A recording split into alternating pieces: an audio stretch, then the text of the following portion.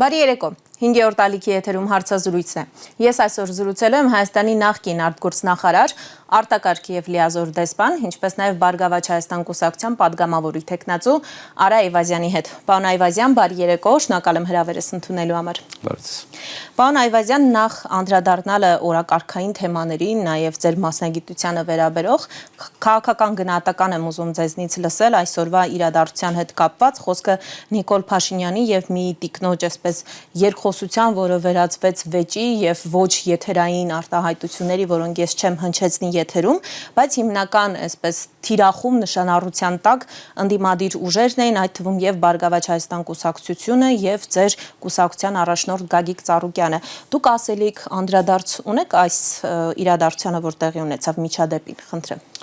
Տեսեք, մենք մոտենում ենք շատ կարևոր մի շրջափուլի խորհրդանական ընտրությունների եւ սա բոլոր քաղաքական ուժերի համար ամենակարևոր ժամանակաշրջանը, երբ որ պետք է լինի մտքերի, գաղափարների, ծրագրերի բախում եւ մրցակցություն։ Ընդհանրապես քաղաքականությունը դա հենց այդ հարթակն է, որտեղ իրար հակադրվող գաղափարները ներկայացում են հանրությանը եւ հանրությունը որոշում է թե որ ծրագիրը, որ գաղափարները իրեն համար ընդունելի են եւ իրատեսական են։ Այնինչ որ մենք տեսնում ենք, սա քաղաքականության հետ բացարձակ կապ չունի։ Եվ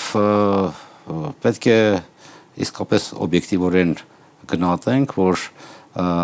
ընդդիմադիր ուժերը, որոնք հիմնականում նախկինում դասական իմաստով ավելի արմատական կեցվածք ունեն, քննադատական դիրքորոշում են, այս անգամ շատ զսպված եւ հավասարակշռված քարոզարշավ են անցկացնում ի տարբերություն գործող իշխանությունների, որոնք պատկերացնում այն է, որ քանի որ իրենք արդեն ասելիք չունեն, ասում են արդեն անձնական վիրավորանքի եւ սա քաղաքականության հետ որևէ առնչություն չունի։ Եվ մեր հասարակությունը պետք է իր գնահատականը տա նման խոսույթի եւ վարքագծի եւ ինչպես Բարգավաճ Հայաստանի առաջնորդը Գագիկ Ծառուկյանը ասել է, մենք այդ ծուղակի մեջ չենք մտնի եւ չենք իջնի այդ մակարդակի, որպեսզի փոխադարձենք նման խոսույթով, մենք ներկայացնում ենք մեր գաղափարները, մեր ծրագիրը եւ ժողովուրդը կարծում եմ adekvat գնահատականը կտա։ Այ կա նաև մի տեսակետ, որ Նիկոլ Փաշինյանը ունի ցածր ռեյտինգ ըստ այդ տեսակետը կրողների եւ այդ պատճառով է այսպես դյուրագրգիռ, համաձայն եք այդ կարծիքի հետ։ Դա շատ բնական է երևում եւ կարծում եմ դա ոչ միայն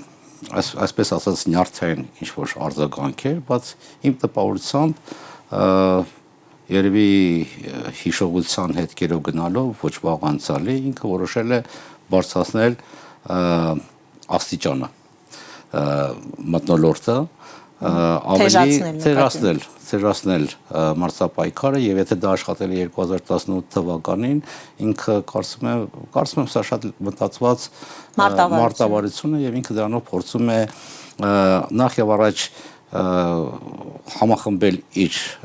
համախոհներին եւ մյուս կողմից էլ մեր ընտրազանգվածին ցույց տալ, որ այսպես ասած ամենաուժեղ առաջնորդը ճակերտավոր ինքն է։ Շատ լավ, պարոն Այվազյան, գալով բովանդակային արդեն թեմաներին,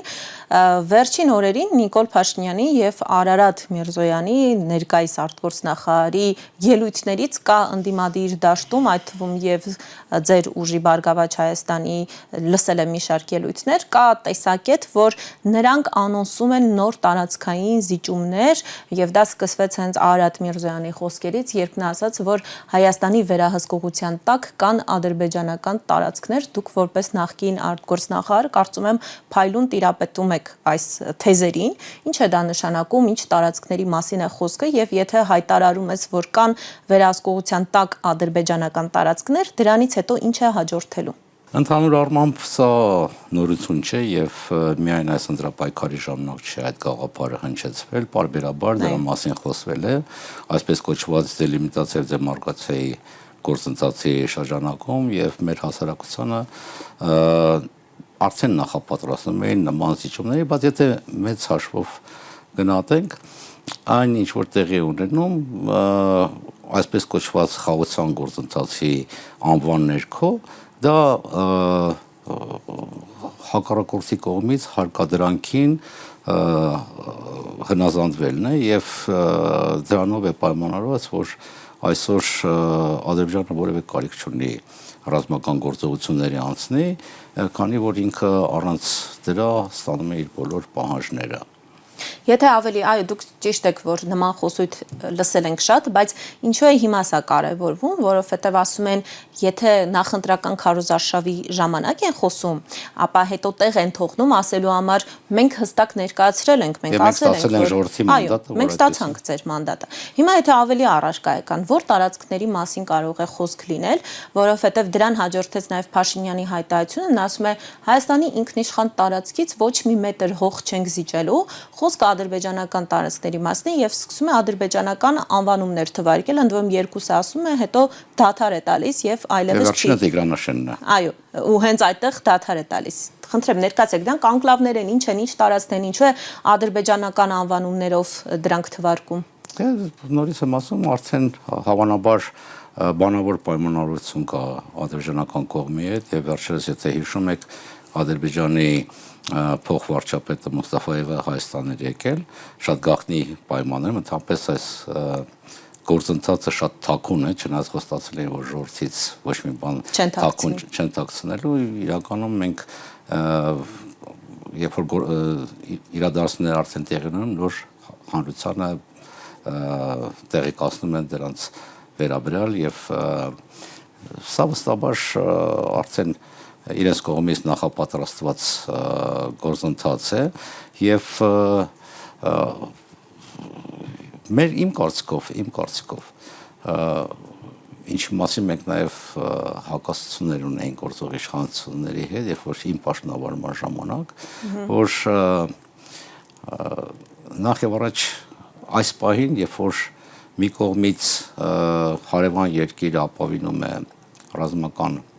ճնշման եւ դրա սպառնալիքի կիրառման դեպքում, իսկ Հայաստանը այնքան թույլատրած է, որ չպետք է հիմա մտնի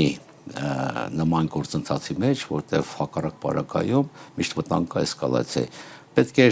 որոշ ժամանակով սառեցնել իրավիճակը սահմանազատման եւ սահմանազերծման մինչեւ իրավիճակը կանոնար դեսկալացիաներ եւ նոր անցնել այդ գործընթացի։ Երկրորդը այդ գործընթացը ժամանակին եւ դրա մասին շատ են խոսել 1988 թվականին իրականացվել էր 80-ական թվականներին եւ ոչ միայն իրականացվել էր, այլ նաեւ Խորհրդային Միության նախարարների կառավարության կողմից դա ամրագրվել էր արձանագրությունները եւ նույնիսկ սամնազատում էր տեղի ունեցել եւ դա պետք է հիմք ընդունենք ընդհանրապես հետագայում այդ գործընթացը կյանքի կոչելու կամ վերջնականացնելու համար եւ այսօր վստահաբար Ադրբեջանը որևէ զիջման չի գնալու, նա չի ընդունելու իրավական հիմքերը, նա իր քարտեզի պատկերացում ունի եւ այդ քարտեզի պատկերացման արդյունքում Հայաստանը մենակ միայն լինելու է զիջողի դերում, այնպես որ այս գործընթացի արդյունքում եւ այդ քարտեզը փաստորեն այսպես վերացական եւ մտովի է, նույնիսկ չէ դրվում։ Եթե նկատել եք Ադրբեջանը մինչև հիմա էլ ասում է Հայաստանի պայմանական սահմանները։ Այո, Պարոն Այվազյանի դեպ Նիկոլ Փաշինյանը նաև երբ խոսում է այս տարածքների մասին, ինչ է մեզ առաջարկում փոխարենը, ասում է Արցվաշենը մեր ինքնիշխան տարածքն է, մենք բնականաբար չենք հրաժարվելու Արցվաշենից, կարճ ասած հակառակն է ասում, որ վերցնելու ենք Արցվաշենը։ Հիմա սա տարածքների փոխանակման մասին է նա խոսում արդյոք հնարավոր է տարածքների փոխանակում, թե սա պարզապես մանիպուլյացիա է, որ մենք հանձնում ենք այս տարածքները, բայց փոխարենը մենք վերցնելու ենք Արցվաշեն։ Եթե որպես օրինակ վերցնենք այսպես գովաբանված Իրանցի սահմանազատման գործընթացը, ի վերջո Հայաստանը իմ գիտելիքով բավական տարածքներ կորցրել է։ Նույն դեպ իր ասած այս գյուղը Խեյրիմլի, ինչպես նա անվանում է, արդեն այդ ժամանակ ենք մենք կորցրել։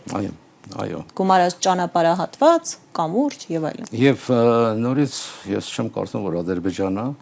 այսօր որպես ցելադրող կողմ կգնա որևէ զիջման եւ հայլային կփոխադարձի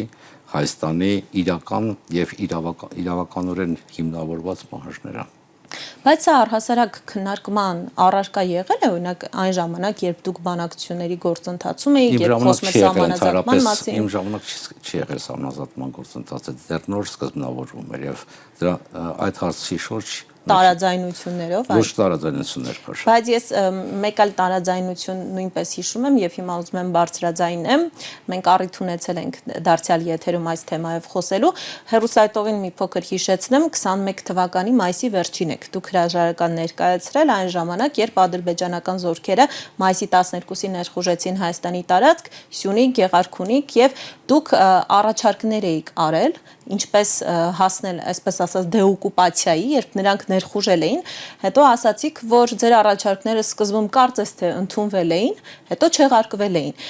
Ես մի փոքր այսպես ինչ որ առումով ինֆորմացիայի տիրապետելով, չգիտեմ որքանով է հավաստի, բայց ինձ թույլ չեմ տա դա գաղտնազերծել, ձեր թույլտվությունն եմ ուզում, եթե հնարավոր է գաղտնազերծեք ի վերջո ինչ առաջարկներ էիք արել, որոնք չընդունվեցին այս իշխանությունների կողմից, եւ արդյոք այդ առաջարկները դեռ պահպանում են իրենց արդիականությունը, պարոն Այվազյան, օրինակ եթե լինի իշխանափոխություն ընտրական ճանապարհով, այդ ձեր առաջարկներով հնարավոր է հասնել դեօկուպացիայի։ Բնականաբար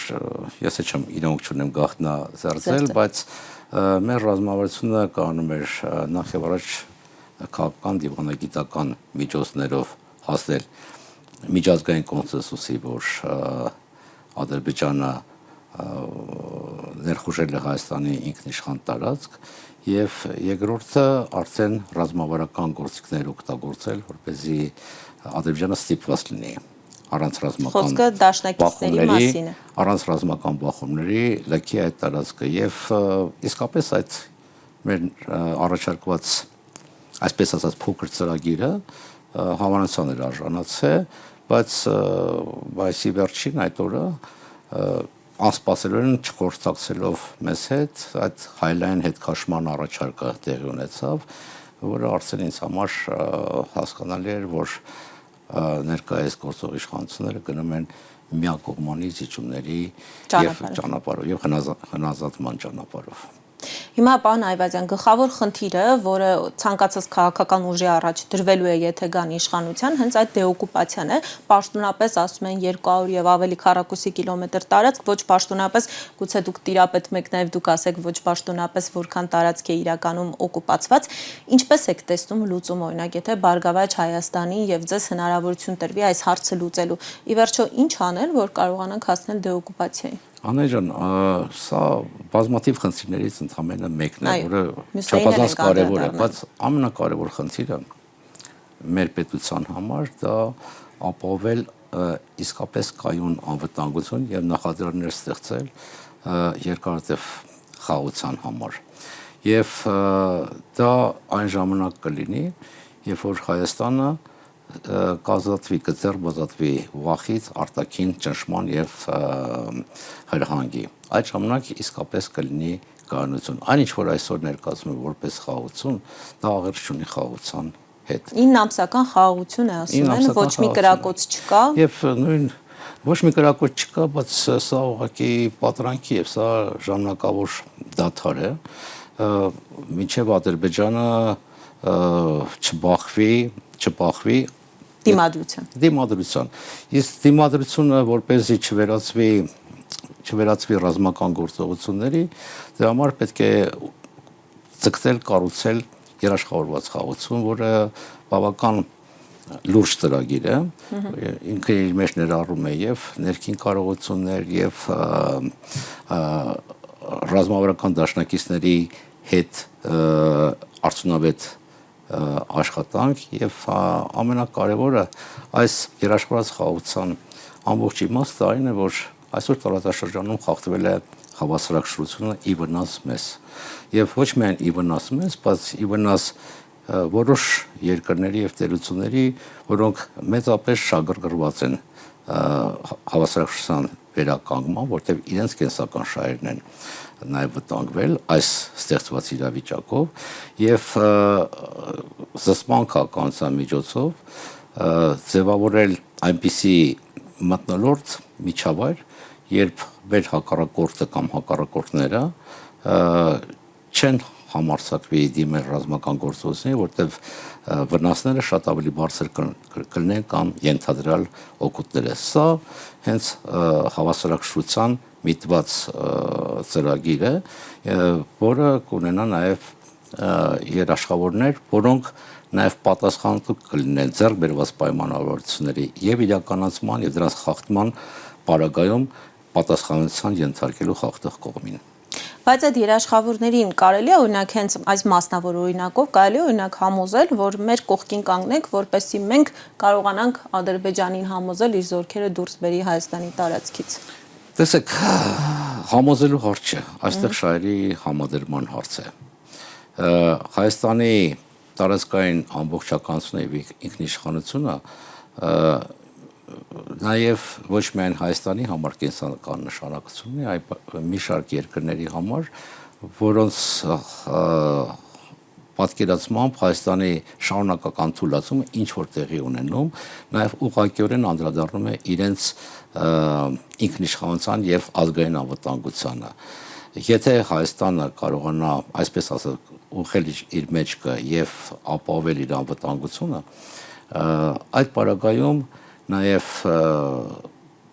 արդեն ոչ թե հաղթող եւ պարտվող կողմերի բանակցությունների միջոցով, այլ իրավահավասար երկու երկրների բանակցությունների միջոցով կարելի է շատ հարցեր լուծել, այդ թվում նաև այսպես ձեր նշված օկուպացված տարածքների հարցը։ Հիմա դուք ասում եք դաշնակիցները, որոնք ունեն այս տարածաշրջանում շահեր, եթե դիտարկենք հենց հստակ օրինակով, եթե Ռուսաստանի, այդ թվում եւ Ռուսաստանի մասին է խոսքը, հենց հիմնական հարցը այդտեղ է եւ երկար ժամանակ, որքանով է Ռուսաստանի համար հարավային Կովկասը շարունակում մնալ առաջնահերթություն, որովհետեւ տևական ժամանակ կար տպավորություն, որ այ հարավային Կովկասը եւ այստեղ ազդեցություն ունենալը առաջնահերթություն է եւ այդ նպատակով Ռուսաստանը կկասեցնի մի շարք գործընթացներ, բայց հետո պայմանավորված ռուս-ուկրաինական առճակատմամբ մենք հասկացանք, որ այդքան էլ սա առաջնահերթություն չէ։ Հիմա սա շարունակում է մնալ առաջնահերթություն հարավային Կովկասը կամ գուցե վերադարձել է հետաքրքրությունը այս տարածաշրջանի հանդեպ, որ մենք կարողանանք նաև օգտվել դրանից եւ ինչ որ փորձենք բալանսավորել իրավիճակը։ Նախ եւ առաջ մենք պետք է առաջնորդվենք Ռուսաստանի պաշտոնական շրջանակների հայտարարությունով եւ նրանք նշում են, որ անկախ այն բանից, որ Ռուսաստանը իր ջանքերի գերակշիռ մասը ուղղել է ուկրաինական ուղղության վրա, բայց հարավային Կովկասը եւ շատ ավելի մեծ տարածաշրջաններ, որոնք հարակից են հարավային Կովկասին, իրենց համար մնում են իրենց կենսական շահերի շրջանակում։ Նախ դա, երկրորդը աշխարհակահաղականությունը ոչ մեկ չի մոռացել աշխարհակահաղականության մասին եւ այսօր այն առճակատումը, որ տեղի ունենում Ռուսաստանի եւ Արևմուտքի միջև այլ հակամարտություններ, որոնք մեր շուրջն են տեղի ունենում, նմանեցնում են առաջին համաշխարհային պատերազմի ժամանակ այսպես փակուղային իրավիճակ, երբ հակամարտող կողմից որևէ մեկը չի կարող հասնի վճռական վերջնական ռազմական հաղթանակի։ Սա դարձել է արդեն հյուծող կամ մաշեցնող պատերազմի եւ սա երկար է տևելու, նոր ստատուս երկար է տևելու, փաստորեն։ Երկար է տևելու եւ նոր աշխարհակարգ է ձևավորվում եւ այս պարագայում այս մաշեցման պատերազմի շրջանակում այն կողմը կկարողանա հաղթանակած դուրս գալ, որը լավագույնս կկարողանա տիրապետել եւ ռեսուրսների եւ կապակցվածությանը։ Այդ իմաստով եթե նկատի ունենանք, որ Ռուսաստանի եւ Եվրոպայի միջև դեռ երկար ժամանակ այդ երկաթյա վարակույրը, որը իջել է ուկրաինական ճգնաժամի հետևանքով, շարունակել է գործել եւ Ռուսաստանին փորձում են կտրել մեկուսացնել աշխարհից, Ռուսաստանը փորձում է գտնել իր արտահանումների համար ալտերնատիվ շուկաներ եւ հարավային Կովկասը այդ իմաստով դառնում է չափազանց կարեւոր տրանզիտային հանգույց եւ դրա համար դրա շուրջ հիմա գնում է այսպիսի մեծ գլոբալ մրցակցություն եւ ցավոք սրտի այսօր հարավային Կովկասը տեսնում է Բախում իրարամերժ շահերի բախման կենտրոն է դարձել եւ մենք տեսնում ենք ինչպես տարածաշրջանային, այնպես էլ արտատարածաշրջանային երկրները փորձում են այս լարված իրավիճակում ստանալ իրենց օգուտները բնականաբար համելով գեղեցիկ հայտարարություններով, նախադասություններով, այցերով, բայց իրական նրանք հետապնդում են իրենց ռազմավարական շահերը, այնպես որ Ռուսաստանը թույլատրել է իր դիրքերը այս տարածաշրջանում, բայց Ռուսաստանը չի գնում այս տարածաշրջանը։ Չի հեռանում։ Նրանց իդեպ ձեր թվարկած երկրների շահերին կանդրադառնանք, բայց քանի որ երաշխավորներից ենք խոսում, դուք երբ ասում եք երաշխավորված խաղաղություն, վստահաբար մեկ պետության համենայն դեպս իմ տպավորությունն է, որ մեկ պետության նկատի չունեք, Ռուսաստանին անդրադարձանք, վերջերս Գագիկ Ծառուկյանը այսպես թվարկում էր անվանումներ՝ Չինաստան, Ռուսաստան, Հնդկաստան, Պակիստան, Պակիստանի դեպքում մի փոքր տարօրինակ էր, բայց ես ուզում եմ հասկանալ, սա պատահական պարզապես օրինակներ էր բերում, թե այս պետությունները կան ձեր երաշխավորների ցուցակում։ Տեսեք, ընդհանրապես երաշխավորված քաղաքականության կոնցեպտը մի քիչ մենք պարզունակացնում ենք եւ թվում է, որ ուղղակի պետք է երաշխավոր երկրներն են։ Ամբողջ գաղափարը կայանում է նրանում, որ զսպման քաղաքականության միջոցով ինչպես ասացի, ապավել հավասարակշռության վերականգնումը, որը նաև կդառնա երաշխավոր խաղաղության, կայուն խաղաղության համար։ Ինչպես հասնել այս խաղաղության նախ եւ առաջ մեր ներքին ռեսուրսների զարգացման, մեր կարողությունների զարգացման, եւ դա շատ մեծ աշխատանք է նախատեսում,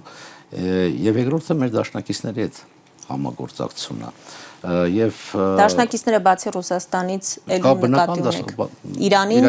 նկատի ունեմ Իրանը եւ այս իրավիճակում այս երկու երկրների շահերը, որոնք շատ անգամ նաեւ մրցակցային բնույթ ունեն, բայց համընկնում են հենց այն իմաստով, որ նրանք շահագրգռված են, որ Հայաստանը ունենա անվտանգ միջավայրում ապրի եւ իր ինքնիշխանությունը որևէ ձևով չոտնահարվի։ Դա իրանց կենսական շահերից է բխում, որտեղ նույն Իրանն էլ բավական հիմա մեծ մարտահրավերի արժևում է, ռազմական առճակատումը դեռ չի ավարտվել Միացյալ Նահանգների հետ եւ գուցե երկրորդ փուլ մտնի։ Գուցե երկրորդ փուլեր մտնի, այնպես որ այս առանցքը պետք է ամեն կերպ զարգացնել եւ Հայաստանը այստեղ կարող է ունենալ շատ ակտիվ նախաձեռնողական դերակատարություն։ Ինչ վերաբերում է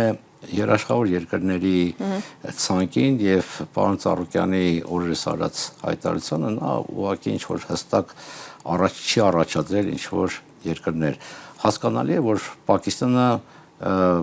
Արցախյան հակամարտության պարագայում միակողմարիորեն եւ միանշանակորեն եղել է Ադրբեջանի դաշնակիցը, բայց չմոռանանք, որ վերջերս Փաշինյանի իշխանությունը հաստատել է դիվանագիտական հարաբերություններ, ինչը վկայում է, որ նույնիսկ ամենաթշնամաբար վերաբերող երկրների պարագայում անհրաժեշտ է առնվազն դիվանագիտական բայց նրա իշխանությունը քննադատության արժանացավ դրա համար Պակիստանի հետ հարաբերություններ հաստատելու։ Հիմա երբ որ մենք խոսում ենք երաշխավորված խաղաղության, դա նախ եւ առաջ երաշխավոր երկրները պետք է ընդունելի լինեն երկու կողմերի համար եւ Պակիստանը վստահաբար ընդունելի կլինի Ադրբեջանի համար, բայց նաեւ Պակիստանի որ տեսականորեն է դրա մասին խոսքը գնացել, բայց փաստորեն նաեւ չեք բացառում։ Քիչ որ պետք է ընդունելի լինի երկու կողմերի համար։ Եվ Պակիստանը, որը բավական կառուցողական դերակատարություն ունեցավ օրինակ Իրան, Միացյալ Նահանգներ այս առճակատման պարագայում, կարող է իր ազդեցությունը եւ ասենք միջազգային դիրքերից ելնելով ինքը կարող է զսպող ազդեցություն ունենա Ադրբեջանի ցավալապաշտական նկարտումների համար, ելնելով այն բանից, որ տեսականորեն ենք նորից խոսում, որ եւ Ռուսաստանը եւ Իրանը կարող են այդ դերակատարությունը ստանձնել, այսինքն երաշխավոր երկրները կողմերից յուրաքանչյուրի վրա ունեն իրենց ազդեցությունը եւ իրենք շահագրգռված կլինեն, որ այս տարածաշրջանում հաստատվի կայունություն։ Պարոն Այվազյան, տեսեք, դուք խոսեցիք Պակիստանի աջակցության մասին Արցախյան պատերազմի ժամանակ, իրենք էլ ձեզ մեկ այլ օրինակ են բերում, մասնավորապես Բելարուսի օրինակը, դա Ռուսաստանի հարցով պարզ է, միշտ են այդ տեսակետը արտահայտել, որ մենք տեսել ենք ձեր երաշխավորին, որը Ռուսաստանն էր, որը իր խաղաղապահներին բերեց, նրանց աչքի առջև Արցախը հայաթափեց, բայց հիմա Բելարուսի մասով են հիշեցնում, հավանաբար հենց Բարգավաճ Հայաստան կուսակցությանը, որը քանի որ Գագիկ Ծառուկյանը կապեր ունի Բելարուսի հետ հստակ հայտարարված կապեր, ասում են 44 օրյա պատերազմի ժամանակ Բելարուսի նախագահը հստակ հայտարարել է, որ աջակցել է այդ պատերազմի նախապատրաստական աշխատանքներին եւ քանի որ դուք շատ բարեկամական հարաբերություններ ունեք այդ երկրի հետ, հիմա ինչպես եք այդ երկրներին դարձնելու մեր երաշխավորը։ Շատ վատ է, որ Բելարուսը նման դերակատարություն է ունեցել, բայց եկեք չխառնենք անձնական հարաբերությունները պետական քաղաքականության հետ եւ բացարձակ չարդարացնելով Բելարուսի դերակատարությունը 20 թվականի ողբերգության մեջ, բայց պետք է նաև հիշենք, որ Բելարուսը ունեցել է շատ կառուցողական դիրքորոշում դրան նախորդող ժամանակաշրջանում եւ եթե հիշենք թե 2016 թվականը քարոզիա պատերազմի ժամանակ ՀԱՊԿ, որը պաշտոնապես պատասխանատվություն չէր կրում Արցախյան հակամարտության համար, բայց ՀԱՊԿ-ը շատ հստակ դիրքորոշումներից հանդես եկավ եւ Բելարուսը ՀԱՊԿ-ի ակտիվ անդամ է։ Ուրեմն եթե համակողմանիորեն եւ անաչառ նայենք, մեղքի բաժինը մենակ մի կողմում չի, ուրեմն մենք էլ ենք ինչ-որ տեղում ցուրացել։ Այսինքն պետք է ճիշտ աշխատել Բելարուսի հետ։ Պետք է բոլոր կարևոր դերակատարները ճիշտ եւ նպատակաուղղված աշխատանք վարել։ Դուք նաեւ ասում եք ՀԱՊԿ-ին նորից կանդրադառնանք շուտով, բայց դուք նաեւ ասում եք չպետք է անձնավորել այդ հարաբերությունները, իսկ իշխանությունները անձնավորում են եւ մտավախություն են հայտնում, որ օրինակ ասում են Սամվել Կարապետյանի տնտեսական ակտիվները կապված է Ռուսաստանի հետ, ուրեմն կախվածություն ունի եւ Հայաստանը օրինակ նրա օրոք չի կարող ինքնիշխան լինել եւ Բարգավաճ Հայաստանի դեպքում էլ արդեն գիտենք նաեւ անդրադարձել էր Գագիկ Ծառուկյանի որդուն, որը Բելարուսում է, դարձյալ ասում են նա ունի անձնական կապեր, կապվածություն, կախվածություն եւ այդ դեպքում ինչպես է նա դրսեւորելու ինքնիշխան արտաքին քաղաքականություն, խնդրում եմ նաեւ անդրադառնալ այս տեսակետներին։ Գիտեք, ես չեմ ուզում այդ դաշտը մտնել, որտեվ սա հենց իշխանությունների ցանկությունն է գաղափարական եւ ծրագրային դրույթները իջեցնել մինչև անձնական հարաբերությունների եւ սա կարծում եմ մի ժանր է, որը որևէ օգուտ չի բերելու։ Ես կարծում եմ եւ Սամվել Կարապետյանը, որը երկար տարիներ ապրել է Մոսկվայում եւ շատ հաջողակ գործարար եղել, Ռուսաստանի ամենահաջողակ գործարարներից է, կամ Գագիկ Ծառուկյանը, որ ամբողջ կյանք աշխատել է Հայաստանում, նրանք իրենց գործով իրենց նվիրվածությամբ ապացուցել են, որ նրանք նախ եւ առաջ հայրենասեր մարդիկ են եւ պետականամետ մարդիկ են։ Լավ, անձնական դաշտից դուրս գալով, բայց այնուամենայնիվ, պարոն Այվազյան, որքան էլ դու հայրենասեր ես, ի վերջո այդ պետությունները կարողանում են հետագայում ազդել քո ինքնիշխան քաղաքականության վրա, թե դուք դա բացառում եք, որ կարող են ազդել։ Բոլոր պետությունները իրենց ներազդեցությունը այսօր ավելացել են Հայաստանի վրա եւ սա արդյունք է այսօրվա վարվող այսպես կոչված արտաքին քաղաքականության, որի հիմքում դրված է այն գաղափարը, որ Հայաստանի անվտանգությունը եւ ինքնիշխանությունը պետք է կախված լինի տարբեր բազմաթիվ ուժային կենտրոններից եւ սրա արդյունքում բոլորը ունեն այստեղ իրենց շահեր հետապնդելու լավ հնարավորություն եւ ինչը եւ անում են եւ արդյունքում դարձել է, որ Հայաստանը դարձել է կախված բոլորից եւ ինքնուրույնությունը կորցրել է ամեն ինչում։ Այսինքն, որ պնդում են մենք վերականգնել ենք մեր ինքնիշխանությունը, դրա ծայրահեղ հակառակ պատկերն է իրականում։ Ուզում եմ ուղղակի հարց տալ, իսկ մինչև 18 թվականը Հայաստանը ինքնիշխան երկիր չէր, մոռացել են։ Ֆորպոստեր, ասում են, գուբերնիա էր, Մակրոնի հայտարարություններն եք նաև հիշում վերջերս Երևանում, որ մենք չէինք գալիս Հայաստան։ Բոլորը գալիս էին Հայաստան եւ այդ ամեն ինչը բոլորի հիշողություններում կա եւ Հայաստանը շատ հարգված դերակատար էր, որը վարում էր ինքնուրույն քաղաքականություն, հավասարաշրջված քաղաքականություն եւ այդ քաղաքականության հիմքում դրված է նախ եւ առաջ քո ազգային եւ պետական շահերի հետապնդումը։ Այսօր ես չեմ տեսնում, որ այսօրվա վարված քաղաքականության արդյունքում Հայաստանի ինչ շահն է ապահովում։ Գեղեցիկ է ասել, որ ինքնիշխանություն ենք ապահովում, այդ ինքնիշխանությունը ինչով է արտահայտվում, երբ քո լավագույն ворթիները քո ազգի, որոնք դարձել են արդարության, ինքնորոշման, ինքնազոհության խորհրդանիշներ, այսօր դատվում են դատվել են Բաքվի բանտում արդեն պատիժն են կրում եւ չեմ ուզում կրկնել, բայց խոսքը մենակ այդ անձանց մասին չէ, փաստորեն դատավճիռը ոչ միայն իրենց է վերաբերվում, այլ ամբողջ հայ ժողովրդին, երբ որ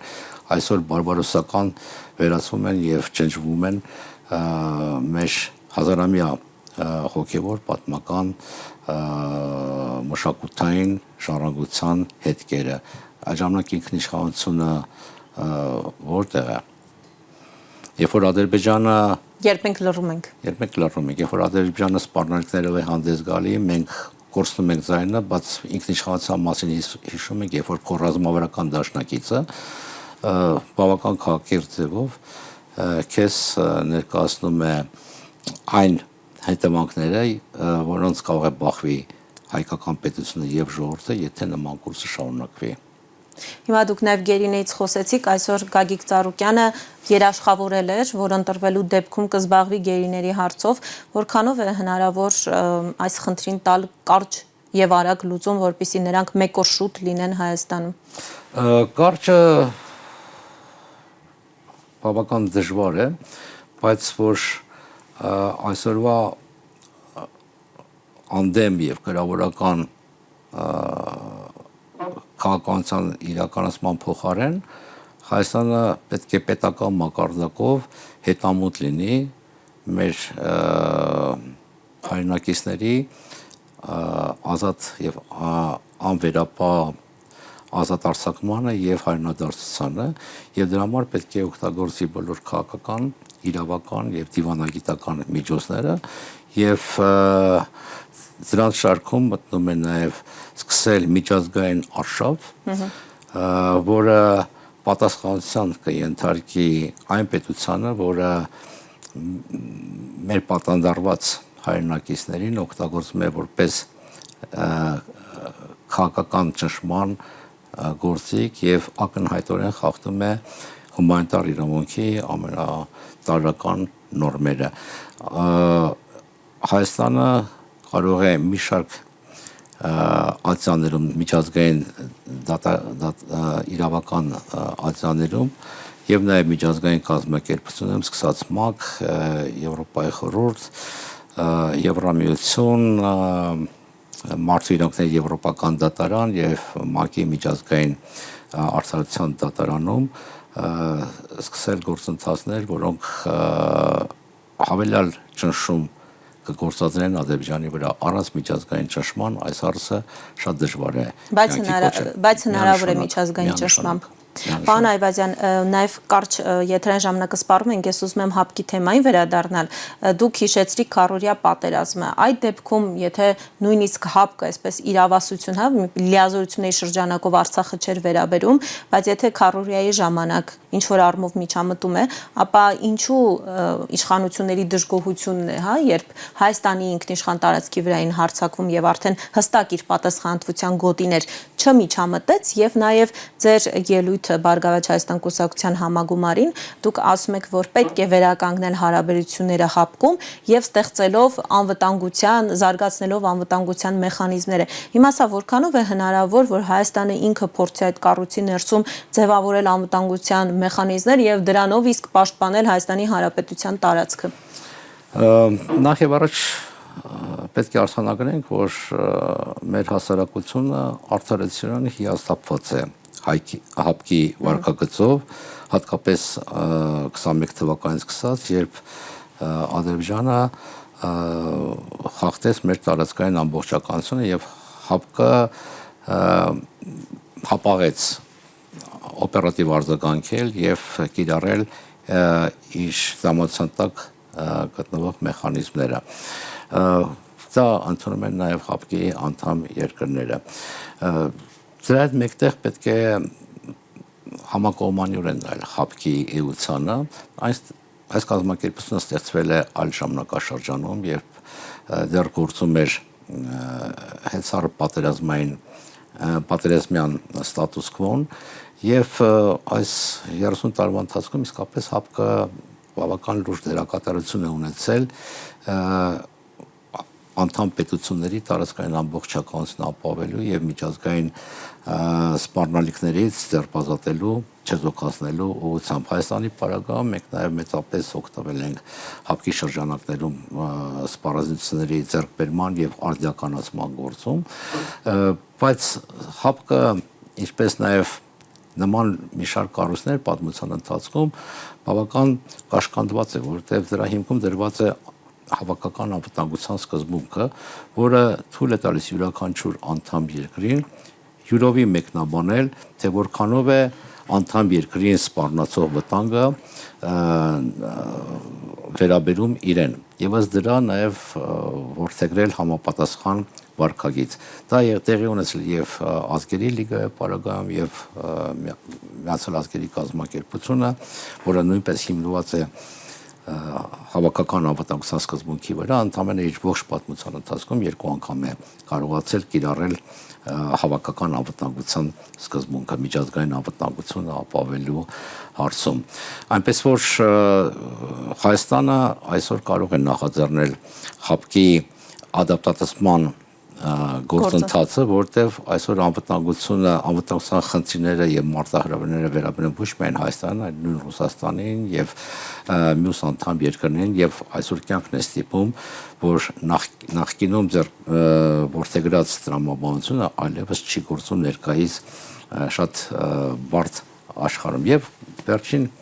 կետը, որ ես կուզենայի ասել, երևի տարիներ առաջ որս է հասկանում ենք, որ մեր հակառակորդները երազում էին այն օրը, երբ որ Հայաստանը չունենա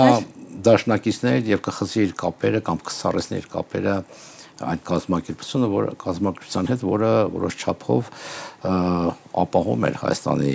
անվտանգությունը։ Դա միայն նպաստում է մեր հակառակորդների նպատակներին։ Իսկ նայած երազանք նկատառվել Հայաստանը այսօր գտնվում է անվտանգության վակուումում, եւ այս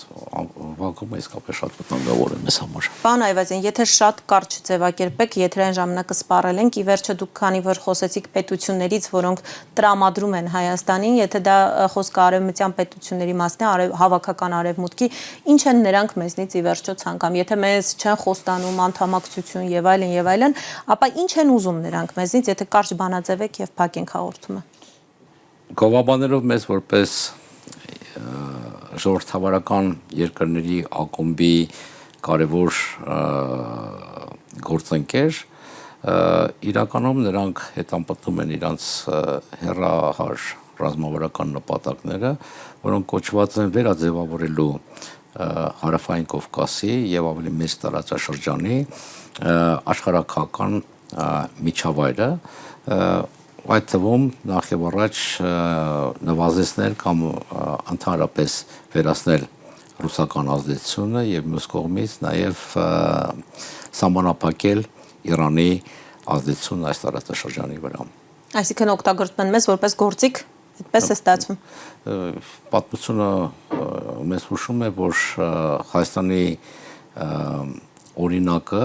նորություն չէ, նախադեպ չէ, մենք տեսել ենք նման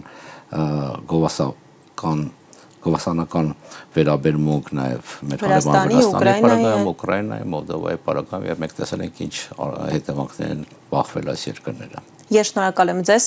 Հիշեցնեմ, որ ես զրուցում էի արտակարգ եւ լիազոր դեսպան նախկին արտգործնախարար Արա Այվազյանի հետ, կհանդիպենք վաղը նույն ժամին, լավ եղեք։